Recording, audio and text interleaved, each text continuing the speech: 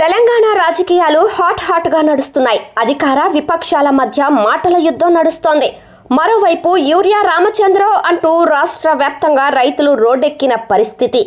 ఇదంతా చాలదా అన్నట్టు కాంగ్రెస్ పార్టీకి మరో తలనొప్పి బయలుదేరింది.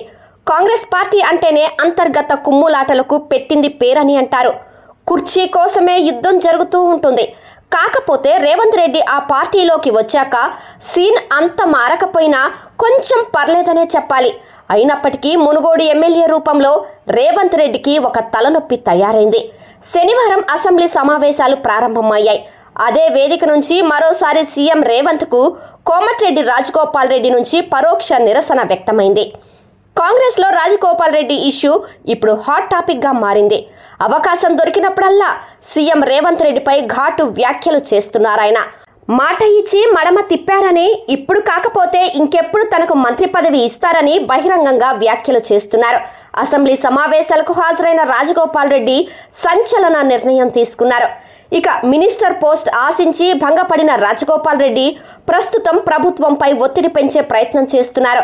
ఇకపై అసెంబ్లీ సెషన్స్ కు హాజరు కానంటూ కుండ బద్దలు కొట్టినట్టు చెప్పారు. మునుగోడు నుంచి అసెంబ్లీకి ర్యాలీగా వచ్చిన ఆయన ముఖ్యమంత్రి రేవంత్ రెడ్డికి వ్యతిరేకంగా స్టేట్మెంట్స్ ఇచ్చేస్తున్నారని కాంగ్రెస్ వర్గాల్లో చర్చ జరుగుతోంది. ప్రజలంతా వరద కష్టాల్లో ఉన్నారని, వారికి అండగా ఉంటానంటూ తెలిపారు.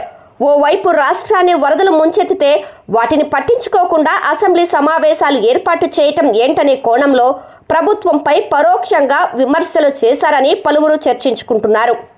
ఎవరికైనా సరే పదవి అనేది శాశ్వతం కాదని, మంచి వ్యక్తిత్వం, సేవ చేయాలనే గుణమే శాశ్వతమన్నారు రాజగోపాల్ రెడ్డి. సేవా గుణం చచ్చే వరకు ఉంటుంది, కానీ పదవి మాత్రం ఉండదంటూ రాజగోపాల్ రెడ్డి చేసిన కామెంట్స్ తెలంగాణ రాజకీయాల్లో సంచలనంగా మారాయి. మొదటి నుంచి నల్గొండ రాజకీయాల్లో రాజగోపాల్ రెడ్డి రూటే వేరు. ప్రతిపక్షంలో ఉన్నా అధికారంలో ఉన్నా తాను ప్రజల పక్షమే అంటున్నారు. మంత్రి పదవి రాలేదనే కోపంతో సొంత పార్టీని, రాష్ట్ర ప్రభుత్వాన్ని టార్గెట్ చేస్తూ వస్తున్నారు. తనకు మంత్రి పదవి హామీ ఇచ్చి మోసం చేశారంటూ ఏకంగా సీఎంనే విమర్శించారు. మునుగోడుకు నిధులు ఇవ్వడం లేదని బహిరంగంగానే విమర్శలు గుప్పించిన Rajagopal Reddy regional ring road రైతుల పక్షాన నిలబడేందుకు రెడీ అవుతున్నారు.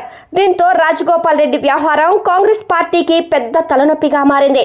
కాంగ్రెస్ లో మునుగోడు ఎమ్మెల్యే కోమటిరెడ్డి రాజగోపాల్ రెడ్డి అసంతృప్తి తారాస్థాయికి చేరుకుంది.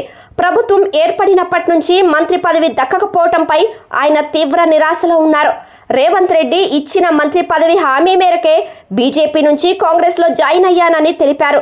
అనుకున్న విధంగానే ప్రజల మన్ననలు పొంది విజయం సాధించానని తెలిపారు. మొదటి విడతలో కొందరికి అవకాశం దక్కింది. రెండోసారి కూడా సారీ అంటూ హైకమాండ్ హ్యాండ్ ఇవ్వడాన్ని రాజగోపాల్ రెడ్డి తట్టుకోలేకపోయారు.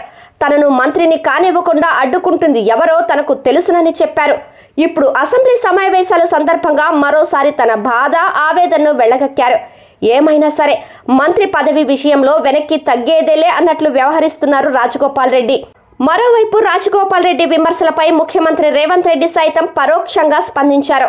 ఒకే కుర్చీలో 10 మంది కూర్చోవాలనుకుంటారు, కాకపోతే అందులో 9 మందికి నిరాశే మిగులుతుందంటూ వ్యాఖ్యలు చేశారు. ఈ కామెంట్స్ రాజగోపాల్ రెడ్డిని ఉద్దేశించి చేసినవే అని రాజకీయ నిపుణులు భావిస్తున్నారు. రానున్న రోజుల్లో రాజగోపాల్ రెడ్డి వ్యవహారం ఎలా ఉంటుందో వేచి చూడాలి.